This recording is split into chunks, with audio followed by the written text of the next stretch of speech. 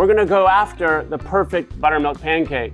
Not just the formula, we're gonna dig into which pan to use, every degree of temperature to get the exact golden you want. All three of the formulas have identical ingredients, just different ratios. The big key difference is how much baking powder there is in them. The baking powder is what fluffs it. The buttermilk is what reacts with the baking powder. I've got one that's really fluffy, one that's a little bit flatter, and one that's in between. I'm gonna cook all of them the same temperature, 320. I'm gonna start with the flatter one, and this is the flattest one. Ta-da! My favorite pancake of the pancake parametric. I'm gonna make the fluffy one.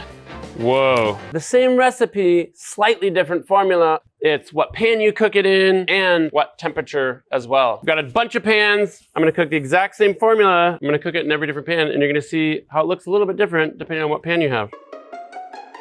I've never cooked so many pancakes in so many different places. Every pan surface has like a different surface tension depending on how smooth, polished, grippy it is. I've never cooked a pancake on ceramic, like a matte color to it. This one, I don't know what's gonna happen. I think it's gonna work. It's gonna work. Which one looks the best to me? I really like this one. I thought some of them were gonna stick, maybe scorch, but I'm pleasantly surprised this formula works pretty well across all the different pans. I've got my formula, I've got my pan, now I'm gonna dial in my temperature. Heat is more about the doneness and how quickly a pancake cooks. The temperature is what determines the color. What I'm gonna do here is cook our really amazing fluffy pancake formula, 3 different temperatures. I've got the control freak home here. I can choose the exact temperature and heat. I always thought pancakes were like fast cooking food until we had to cook hundreds of them in one day. They feel like they take forever. It's beautiful.